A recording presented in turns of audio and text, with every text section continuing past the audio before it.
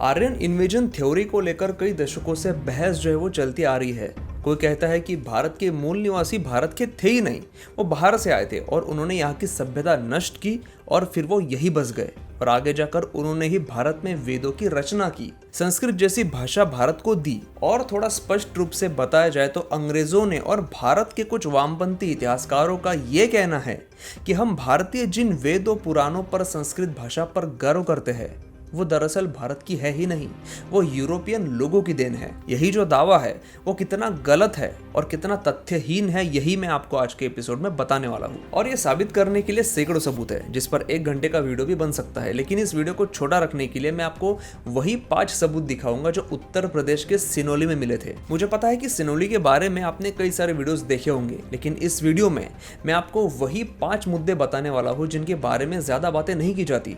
और last point में मैं आपको वो एक इंटरेस्टिंग पॉइंट बताने वाला हूँ जो ये साबित करता है कि ना सिर्फ हमारे भारत में आज से 4000 साल पहले एक सिविलाइज्ड सभ्यता मौजूद थी, बल्कि वो दुनिया की सबसे प्राचीन कहे जाने वाली मेसोपोटामियन और मिस्र की सभ्यता से भी एडवांस थी।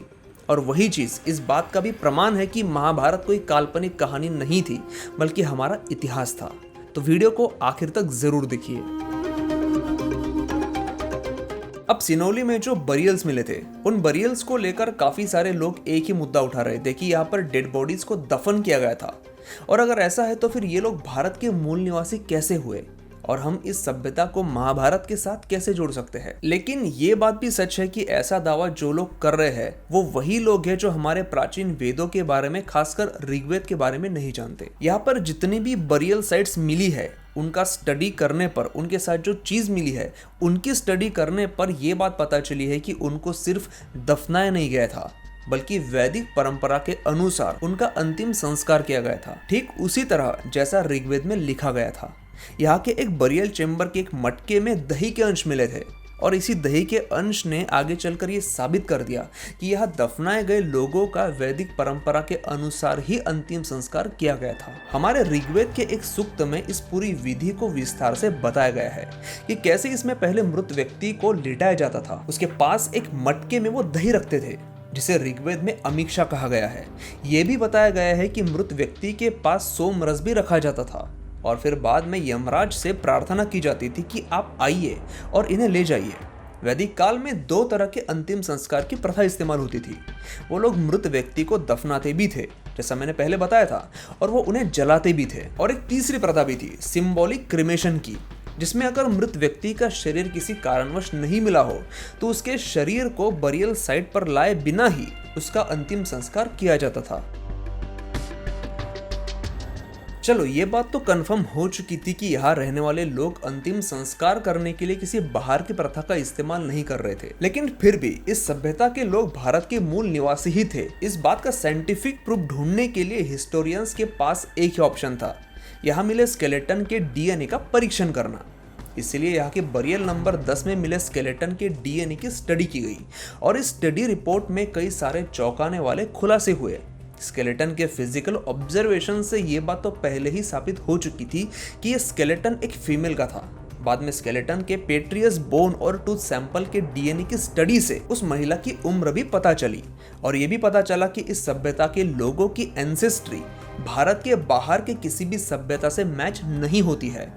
उनके डीएनए में कोई भी यूरोपियन कंपोनेंट्स नहीं मिला। स्केलेटन के फीमर बोन की हाइट से उस औरत की हाइट निकाली गई जो निकली 5 फुट 6 इंच, जबकि सिनोली के लोगों की एवरेज हाइट ही 5 फुट 10 इंच के आसपास थी। तो ये एक बात पता चली कि इस महिला की कद काठी वहां के लोगों के मुकाबले में काफी अच्छी थी। और साथ में स्केलेटन की स्टडी में ये भी पता चला कि इस महिला का कोई भी बोन फ्रैक्चर्ड नहीं था या फिर इस महिला को कोई भी बीमारी नहीं थी।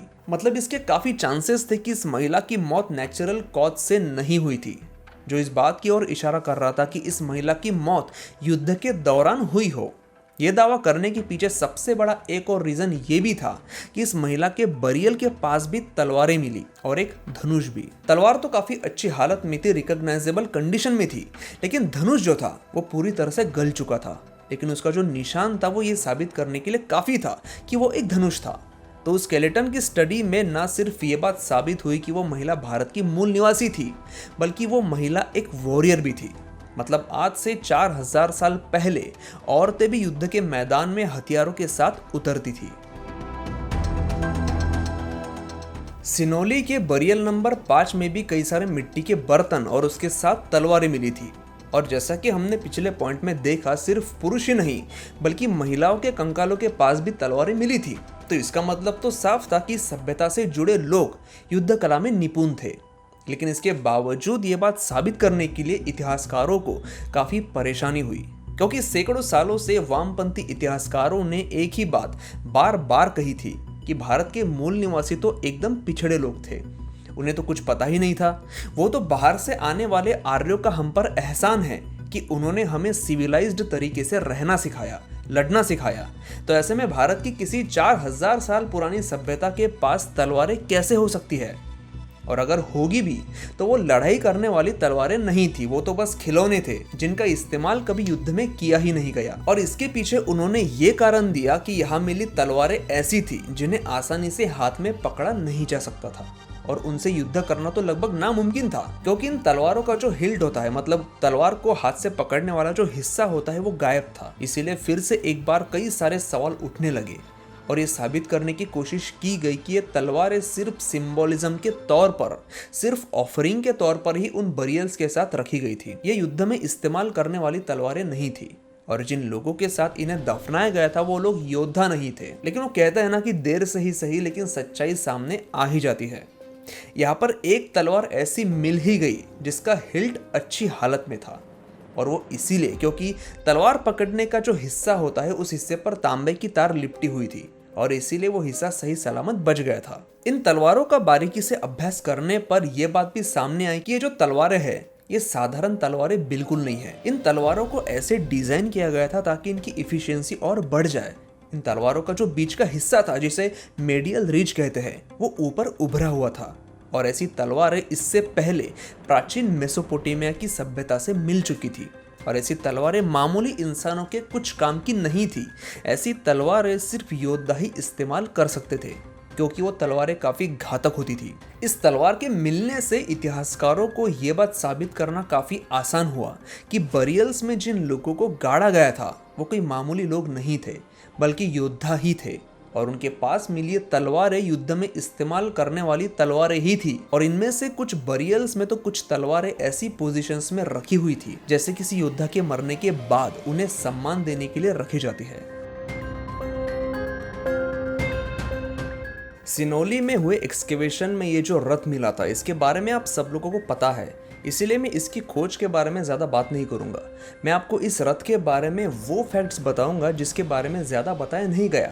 2018 में जब सिनोली में यह रथ मिला था तो सिर्फ न्यूज़पेपर और न्यूज़ टीवी के बेसिस पर वेस्टर्न मीडिया ने उस समय ये मानने से इनकार कर दिया था कि ये कोई रथ होगा। उन्होंने इस रथ को बैलगाड़ी घोषित कर दिया। उनकी मंशा इसके पीछे बहुत ही सिंपल थी। सैकड़ों सालों से वेस्टर्न स्कॉलर्स ने हम भारतीयों को नीचा दिखाने के लिए जो थ्योरी एस्टेब्लिश की थी कि भारत के मूल निवासी भारत के है ही नहीं, उसी थ्योरी को सपोर्ट करने के लिए उन्होंने इस रथ को रथ नहीं माना बल्कि इसे बैलगाड़ी कहा। उन गधों का यह कहना था कि यहाँ पर सिर्फ ये बैलगाड़ी मिली है, घोड़े का कंकाल नहीं मिला, तो इस वजह से ये बैलगाड़ी ही है। अभी यहाँ ये समझने वाली बात है कि सिनोली में एक्सकेवेशन हुआ ही कितना है। अगर आप वहाँ की एक्सकेवेशन साइट देखोगे तो बहुत ही छोटा सा हिस्सा है जहाँ पर एक्चुअली में एक्सकेवेशन हुआ है। अभी तो बहुत कम बाकी है। और इस रथ के स्ट्रक्चर को अगर आप देखोगे तो सिर्फ इसके चेसिस को देखकर ही आप समझ जाओगे कि ये बैलगाड़ी नहीं है बल्कि युद्ध के मैदान में इस्तेमाल करने वाला रथ है जो हाई स्पीड से चलता था। 2005 में जब पहली बार इस साइट के बारे में पता चला था और तब ऐसे कुछ सबूत यहाँ पर मिलने शुरू हुए थे जो शायद हमारे भारतीय संस्कृति के इतिहास की जड़ें कितनी पुरानी है वो साबित कर सकते थे।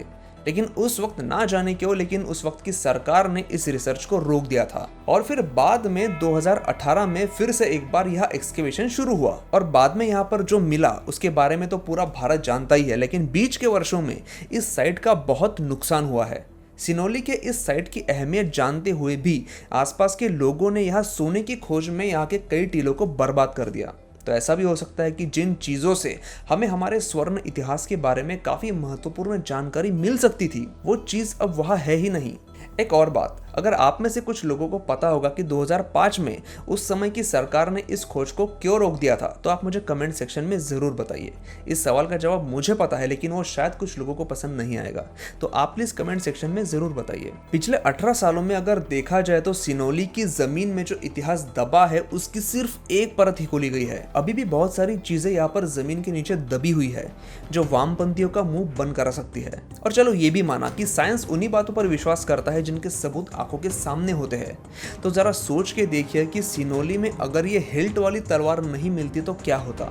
सिनोली की इस महान सभ्यता के वो शूर योद्धा जिन्हें दफनाते वक्त उनके साथ उनकी तलवारें भी दफनाई गई थी, उन्हें इतना सम्मान दिया गया था, उन्हें ये वामपंथी योद्धा मानने से ही इनकार करते। तो इसीलिए कोई चीज अब तक नहीं मिली है तो इसका मतलब ये बिल्कुल नहीं कि वो कभी मिलेगी ही नहीं। और इस आखिरी पॉइंट में मैं आपको वो इंटरेस्टिंग पॉइंट बताने वाला हूं, जैसा कि मैंने शुरुआत में कहा था। इस सभ्यता में मतलब आज से 4000 साल पहले जब ये लोग 2 पहिए वाला रथ इस्तेमाल करते थे, तो उसी समय मिस्र की सभ्यता में 4 पहियों वाला रथ इस्तेमाल होता था। और जो लोग इसे रथ नहीं मानते, अगर उन्हें फिजिक्स का थोड़ा सा भी नॉलेज होगा तो उन्हें ये पता होना चाहिए कि 2 पहिए वाला रथ बैलेंस करना काफी कठिन है मुकाबले 4 पहियों के।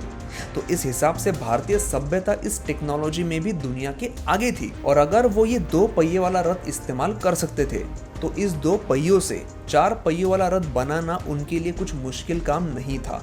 और रही बात इस रथ की, तो ये एक वॉरियर का ही रथ है जिसका इस्तेमाल युद्ध में होता था। इसमें कोई शक नहीं है, चाहे दुनिया माने या ना माने, हमें उससे कोई फर्क नहीं पड़ना चाहिए। बाकी इस विषय में आपकी क्या राय है मुझे आप कमेंट करके जरूर बताइए, और वीडियो कैसा लगा ये भी जरूर बताइए। मैं आपसे मिलता हूँ अगले एपिसोड में ऐसे ही इंटरेस्टिंग फैक्ट्स के साथ।